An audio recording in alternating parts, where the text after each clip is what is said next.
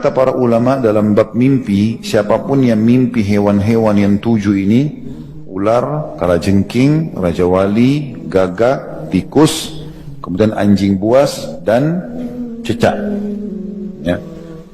Berarti menandakan ada orang-orang yang buruk yang sedang mendekati dia.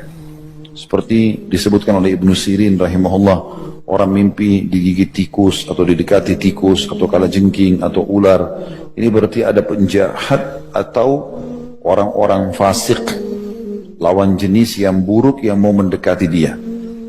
Termasuk kalau orang istikharah, minta petunjuk kalau dia mau menikah lalu dia mimpi salah satu hewan ini, berarti yang jadi calonnya kemungkinan punya makna ke sana. Ini dijelaskan oleh Ibnu Sirin rahimahullah dalam Ta'wil Mimpi atau masalah ta'wil mimpi, karena hewan-hewannya disuruh bunuh. Ya, disuruh bunuh.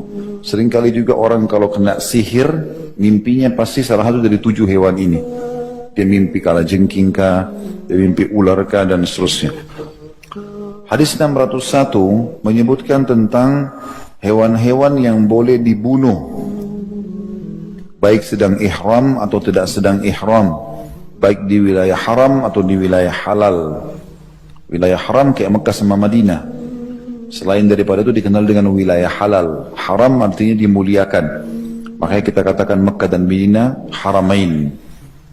Dikatakan dalam hadis ini dari Aisyah radhiyallahu anha, beliau berkata, Rasulullah sallallahu alaihi wasallam bersabda, "Khamsun minad dawabi kulluhunna fawasiq yuqtalna fil hill wal haram, al-aqrabu wal hida'ah wal ghurabu wal fa'ra wal kalbul aqur."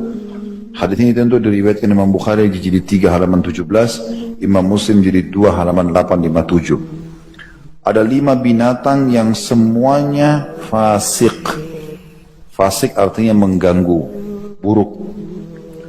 Boleh dibunuh di luar tanah haram, tanah suci, atau di dalam tanah haram, walaupun kita sedang berihram.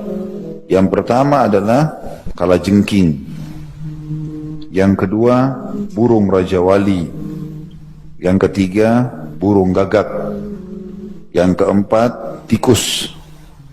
Dan yang kelima, anjing buas. Atau anjing yang suka menggigit, ya, anjing buas. Dan ini memberikan gambaran kepada kita, orang tadi kalau lagi ihram tidak boleh berburu hewan. Tapi di sini dia bukan masuk dalam berburu. Hewan ini memang dasarnya boleh dibunuh. Bahkan ada hadis lain di bab solat yang menjelaskan bolehnya seseorang membunuh ular dan kalajengking dalam solatnya. Kata Nabi SAW, 2 hewan yang membinasakan, bunuhlah walaupun kalian sedang dalam keadaan solat, ular dan kalajengking. Hadis 602 dari Ibnu Abbas radhiyallahu anhuma, anna Nabi sallallahu alaihi wasallam ihtajama wa huwa muhrim, bahwasanya Nabi sallallahu alaihi wasallam berbekam dalam keadaan beliau berihram. Hadis ini riwayat Bukhari dan Imam Muslim. Imam Bukhari menyebutkan di jilid 2 halaman 19, Imam Muslim jilid 2 862. Tentu ini hadis 601 tentang hewan yang boleh dibunuh. Kita tidak banyak merincikan ya. Tapi di sini memang ada bab khusus masalah sebenarnya bolehnya membunuh hewan-hewan ini. Tapi ada rincian, saya kasih gambarannya. Seperti misalnya ada hadis lain yang menyebutkan 5 hewan dibunuh di wilayah haram atau di luar haram. Di dalamnya masuk ular. Jadi ada 7 jenis hewan yang boleh kita bunuh. Ular, kalajengking, raja wali, gagak, tikus, kemudian anjing buas dan cecak. Ya.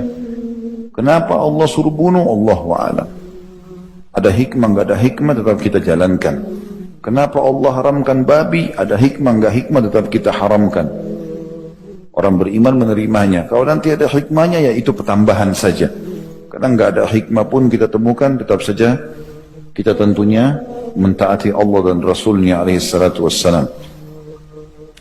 Khusus masalah dari 7 jenis hewan ini, ular, ini ada hukum tersendiri lagi kalau seandainya kita melihat ular di rumah, bukan di tempat lain, di rumah, maka sunnah Nabi SAW untuk mengusirnya 3 kali. Katakan, keluarlah, 3 kali diusir. Karena kata Nabi SAW, kalau kalian temukan ular di rumah kalian, maka ingatkanlah 3 kali. Kalau dia jelmahan jin, dia akan pergi. Dan kalau dia tidak bergerak, tidak pergi, berarti dia ular biasa, bunuhlah dia. Ini perintah Nabi SAW, dan pernah terjadi di zaman Nabi SAW dalam hadis Bukhari, seorang sahabat baru menikah.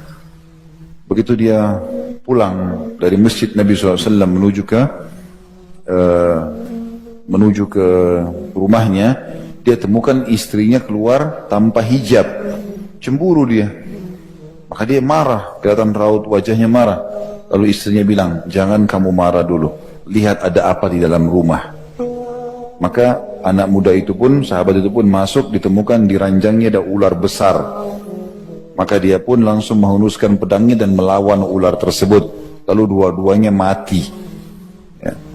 Kata Nabi SAW, entah siapa yang mati duluan di antara keduanya. Tapi kalau ada ular di rumah kalian, ingatkanlah 3 kali sebagaimana hadis yang sudah saya jelaskan tadi.